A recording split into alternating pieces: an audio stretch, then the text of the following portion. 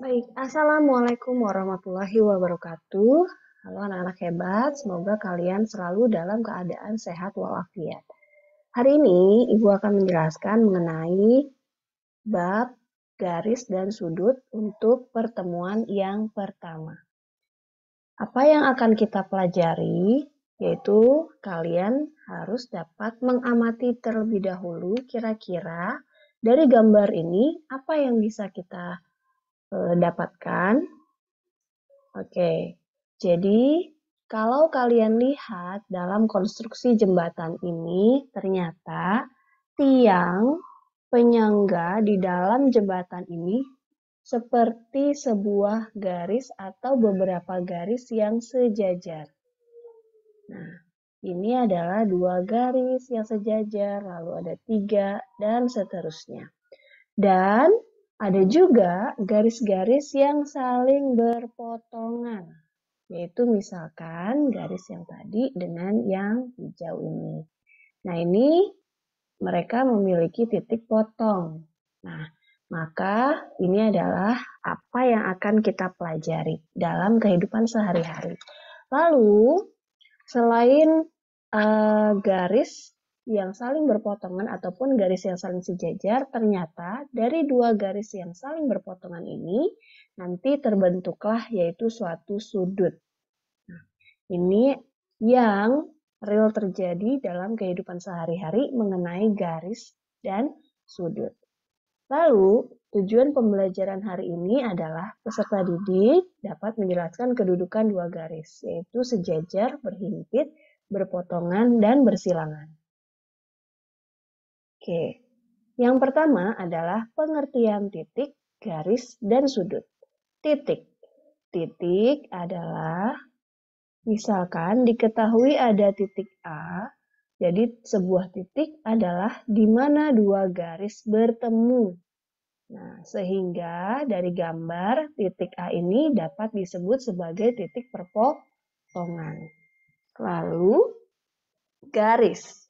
Garis, kalau misalkan kalian memiliki titik A dan ada memiliki titik B, maka sebuah garis adalah jarak terdekat antara dua buah titik yang menghubungkan, yaitu titik A dan titik B.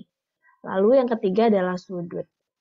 Kalau sudut, pengertiannya adalah terbentuk ketika dua buah garis bertemu dalam satu titik. Sehingga titik tersebut disebutlah sebagai puncak dari sudut dari garisnya. Lalu untuk penamaan garis. Jika kalian memiliki tadi adalah titik A dan titik B, maka dua titik ini yang dihubungkan dengan garis dapat dinamakan sebagai garis AB atau boleh juga disebut dengan garis BA atau kemungkinan bisa ditulis dengan huruf kecil, sebuah huruf kecil. Anggaplah misalkan kalian suka huruf M, maka garis yang menghubungkan titik A dan B ini kalian bisa tuliskan dengan garis M. Dan seterusnya. Itu adalah penamaan garis. Lalu, kita juga akan mempelajari tentang kedudukan titik pada garis. Yaitu ada dua, titik berada pada garis, sehingga kalau kalian lihat mungkin ini ada garis M, lalu ada di dalamnya titik, dan yang kedua adalah titik di luar garis. Gambarnya mungkin seperti ini, ada garis M dan ada titik yang berada di luar garis tersebut.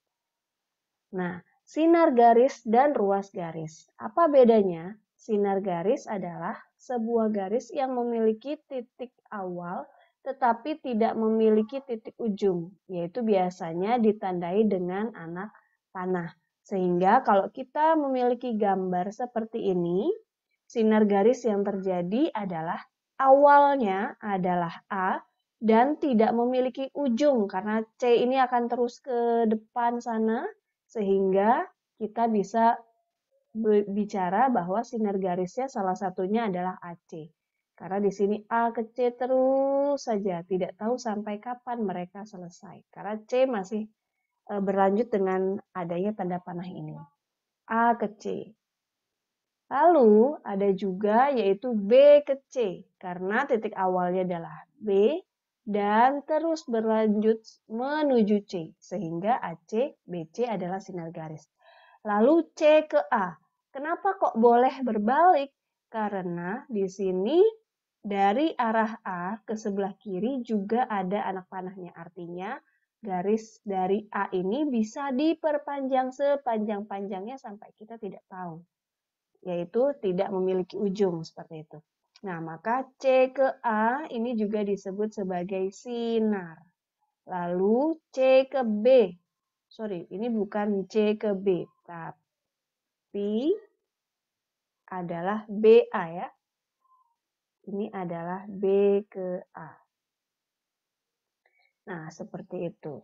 Jadi, kalian bisa mencari B ke A terus saja. Nah, ini adalah sinar garis yang terjadi kalau ada gambar seperti ini. Ruas garis. Kalau ruas garis itu adalah sebuah kurva lurus yang memiliki titik awal atau disebut dengan titik pangkal dan titik akhir, yaitu disebut dengan titik ujung. Yaitu misalkan kalau kita punya seperti ini, maka ruas garisnya bisa kita tuliskan sebagai AB, awalnya A, akhirnya di B, lalu boleh juga awalnya A, akhirnya di C, atau boleh juga yang terakhir adalah awalnya B, akhirnya adalah C. Bu, boleh nggak kalau saya mengubah namanya BA dan CB? Asalkan AB dan BC tadi belum tertulis, maka boleh ditulis BA dan CB. Jadi kalau garis AB itu akan sama dengan BA, sedangkan BC akan sama dengan CB. Ataupun CA, ini juga boleh nanti ditulis, AC akan ditulis dengan CA. Nah, ini adalah sesuatu yang sama. Maka banyaknya ruas garis dari gambar ini hanya ada 3. Oke, lanjut lagi. Nah, ini contohnya. Banyak sinar garis dan ruas garis. Oke, kita lihat dulu yaitu untuk sinar garis. Dari sini kita akan punya sinar dimulai dari A, berarti bisa kita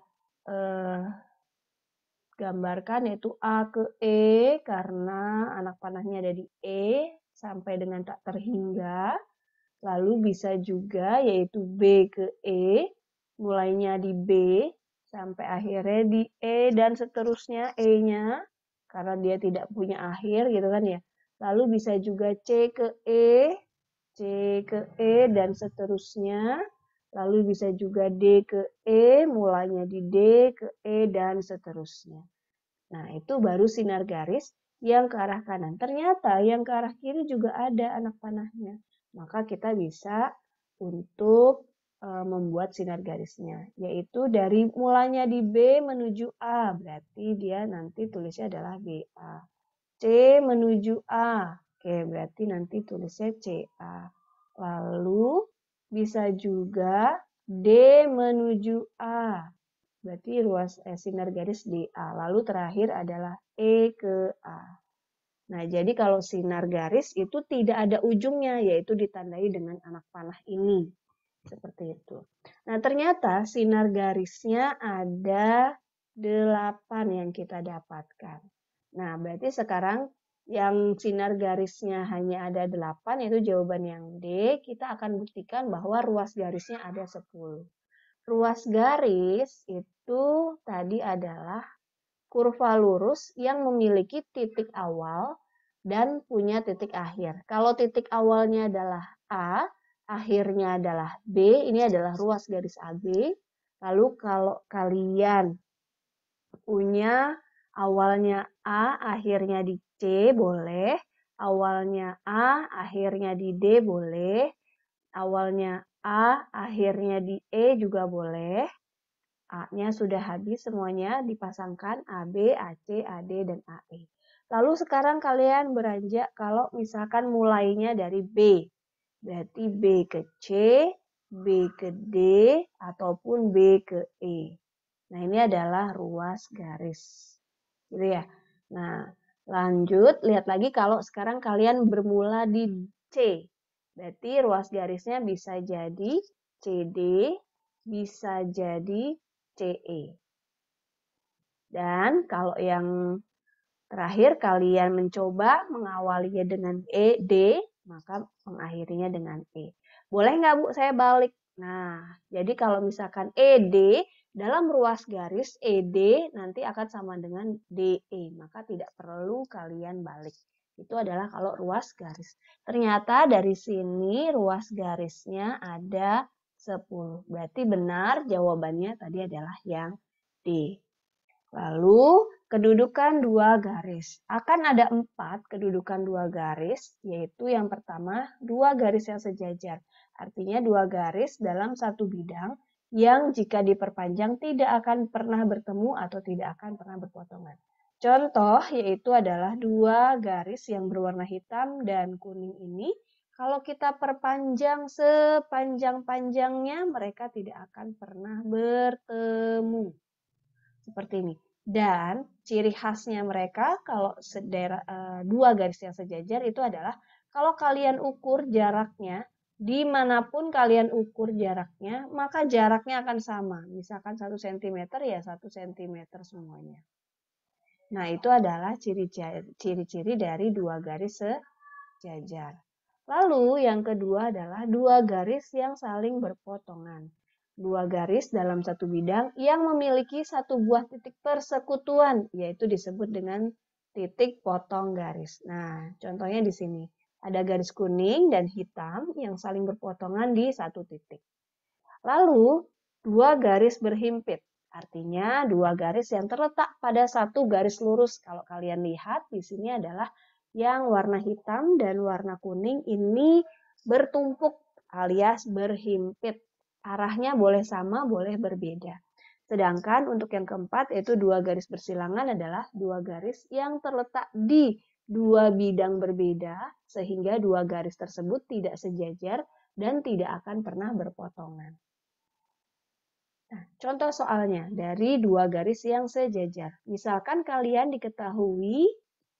diberikan kubus ABCD EFGH, maka tentukanlah sisi-sisi yang sejajar. Nah, di sini mohon maaf, bukan sisi ya, mohon maaf, tapi harusnya rusuk. Rusuk. Oke.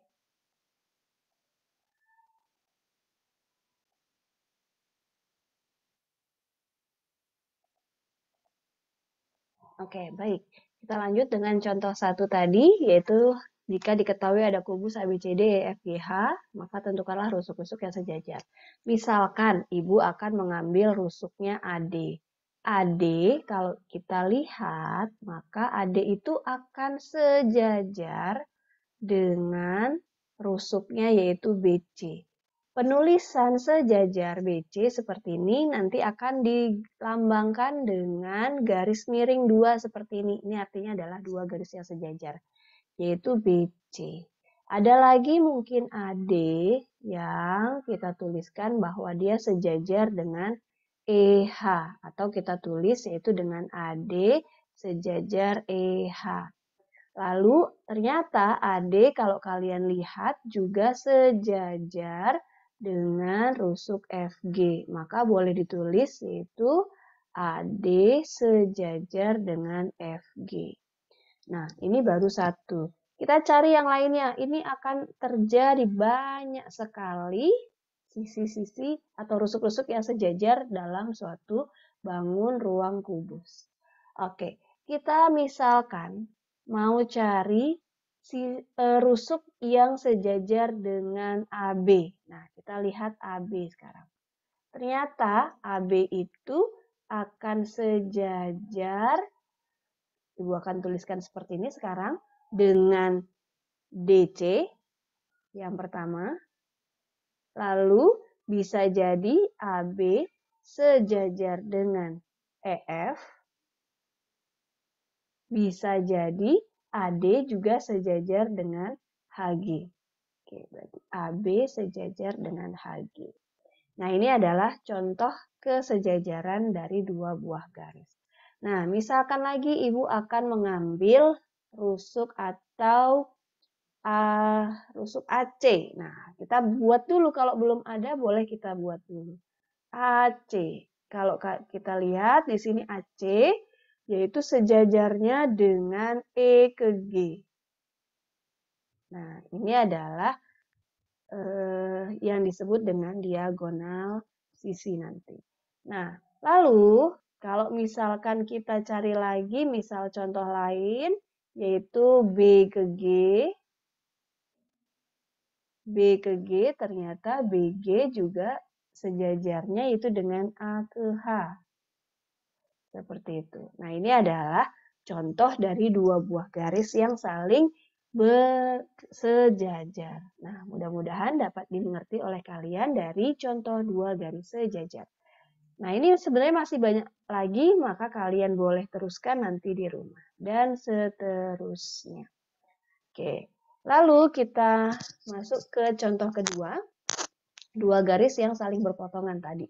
Nah, contohnya adalah, misalkan AD, Ibu bisa mencari A ke D, mana saja yang berpotongan dengan garis AD ini, yaitu yang pertama, dia boleh kita tuliskan berpotongan dengan garisnya yaitu DC.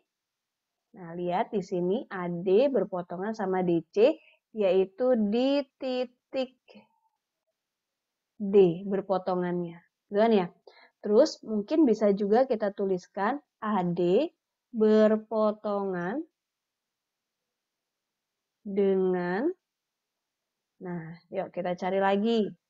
Dengan siapa? Misalkan, yaitu dengan AB boleh, yaitu dengan AB, berarti di titik A di sana ya. Kalau kita lihat di sini A. Nah, kita boleh cari lagi AD berpotongan dengan siapa lagi? Nah, ternyata AD berpotongan juga dengan AE. Nah, berarti dengan AE, yaitu di titiknya adalah A juga. Dan ternyata ada lagi yang berpotongan dengan AD, yaitu AD berpotongan juga dengan si DH di titiknya yaitu H. Ke D kok H. Seperti itu. DH, AD, dan DH berpotongannya di titik D. Nah, itu adalah contoh untuk garis-garis yang saling berpotongan, yaitu yang memiliki satu buah titik persekutuan. Oke, kita lanjut lagi, yaitu dua garis berhimpit. Dua garis berhimpit, contoh realnya itu adalah kalau kita punya jam dinding, lalu di jam tersebut menunjukkan pukul 12 tepat. Yaitu pukul 12 tepat. Misalkan seperti ini. Nah, jarum pendeknya menuju 12, jarum panjangnya juga menuju 12. Nah, ini yang disebut dengan dua garis berhimpit. Lanjut, ya sekarang kita lihat yang garis bersilangan, yaitu dua garis yang terletak di dua bidang berbeda, sehingga dua garis itu tidak sejajar dan tidak akan pernah saling berpotongan. Contohnya gimana? Yaitu kita ambil dua bidang berbeda. Misalkan bidangnya yang pertama adalah ABCD, kita ambil garisnya adalah AC. Nah, kalau kita lihat bidang yang berbeda dari AC itu adalah bidang, ini anggap ABCD adalah bidang lantai rumah kalian, lalu EFGH itu adalah atap atau plafon rumah kalian. Maka ini adalah dua bidang yang berbeda disebutnya. Nah, supaya dia tidak sejajar, nggak boleh sejajar, berarti bukan EG, berarti yang kita ambil adalah HF. Contohnya, nah ini. Jadi nanti AC ternyata bersilangan dengan si HF. Nanti kalau bersilangan ini sekali lagi tidak boleh sejajar dan tidak akan pernah berpotongan. Karena kalau kamu tarik garis di atas plafon rumah kamu, dan kamu tarik garis di bawah lantai kamu, itu mereka kedua garis tersebut tidak akan pernah bertemu atau menyatu. Nah, lanjut lagi untuk memperdalam pengetahuan kalian. tentang tadi kedudukan dua garis, yaitu berpotongan, sejajar, dan berhimpit. Ini juga ada sumber dari buku cetak kalian, yaitu buku BSE Matematika kelas 7. Jadi kalau berpotongan itu ternyata bisa juga diidentifikasi dari jarak dua garisnya. Yang di sebelah kiri diukur jaraknya 5 cm. Dan yang sebelah kanan ternyata diukur jaraknya 3 cm. Berarti dari kedua ukuran ini, dari jarak ini, ternyata nanti mereka bisa jadi saling berpotongan. Karena kalau kita panjangkan sepanjang-panjangnya, ini nanti akan ketemu di sini misalkan. Nah, ini adalah berpotongan. Begitu juga dengan yang ini. Berarti dia akan berpotongan nomor 2. Nah, nomor 3, karena dia adalah jarak yang sama, maka dia disebutnya nanti sejajar. Yang nomor keempat pun juga sama. Karena jarak yang sama, maka nanti dianggapnya atau dikatakan dua garis sejajar. Sedangkan nomor 5 dan 6, karena mereka garisnya bertumpuk, maka disebutnya adalah dua garis berhimpit. Sedangkan soal nomor 7, karena mereka bertemu dan memiliki satu titik potong atau satu titik persekutuan, maka disebutnya dengan dua garis berpotongan. Dari dua garis berpotongan ini nanti menimbulkan, yaitu di sini tertulis suatu sudut. Oke. Nah, nomor 8 dan 9 pun juga sama seperti itu, berpotongan. Hanya keistimewaannya nomor 9, dia berpotongannya tegak lurus karena menyebabkan sudut yang terjadi adalah 90 derajat. Contohnya, yang lainnya di sini diketahui ada garis, yaitu ada PQ, MN, dan ada titiknya A, B, C, D, E. Nah, sebutkan garis mana saja yang saling sejajar. Nah, kalau kita lihat, maka saling sejajar itu bisa kita tentukan yaitu P dan Q. Maka kita bisa tulis P sejajar sama Q. Lalu kalau yang berpotongan, maka kita bisa tuliskan yaitu P berpotongan dengan garis N, ya. Kalau kamu lihat, P berpotongan dengan N ternyata di titik E. Kan ya? Begitu juga dengan P yang berpotongan dengan garis M. P dengan garis M yaitu di titik D. Lalu kita juga bisa bilang Q berpotongan dengan garis N-nya di titik B, gitu ya. Q berpotongan dengan M di titik C, dan satu lagi yaitu M berpotongan dengan N di titiknya yaitu adalah A. Nah, lalu adakah yang bersilangan di sini? Tidak. Tidak ada yang bersilangan karena dari gambar ini mereka masih satu bidang semuanya. Seperti itu. Mudah-mudahan dapat dipahami untuk contoh soal yang pertama. Oke, contoh soal yang berikutnya. Diketahui ada gambar-gambar seperti ini, sebutkanlah garis-garis yang sejajar. Nah, kalau kita lihat dua garis yang sejajar itu adalah garis yang memiliki arah yang sama. Yaitu yang pertama, kita lihat P dan M. Maka kita boleh tuliskan P sejajar M. Dan ternyata ada lagi satu lagi di gambar ini, yaitu Q dengan S. Q sejajar dengan S. Maka nanti P dan M tidak akan pernah saling berpotongan, begitu juga dengan Q dan S. Sebutkan garis-garis yang berpotongan. Nah, cara untuk mencari dua garis itu berpotongan atau enggak, kalau misalkan masih dalam satu bidang seperti ini masih dalam satu bidang gambar, maka boleh kalian geser-geser garisnya. Misalkan sekarang kita mau cari P. P itu berpotongan dengan siapa aja. Nah, berpotongan dengan, kita lihat P. P-nya kita geser dengan arah yang sama. Nah, ini P. Nah, ini P berarti memotong Q, gitu kan ya? Lalu kalau misalkan P kita geser ke sini juga dengan arah yang sama. Oh ya, tuh sekalian ya. Berarti dia P juga akan memotong R dan S. P tidak akan pernah memotong M karena mereka sejajar. Dan kalau kita gambarkan lagi di sini, P ternyata dia juga memotong M. Nah, itu adalah untuk garis-garis yang berpotongan. Begitu juga dengan Q. Q akan berpotongan dengan siapa aja. Nah, berarti kita pindah-pindahin Q-nya.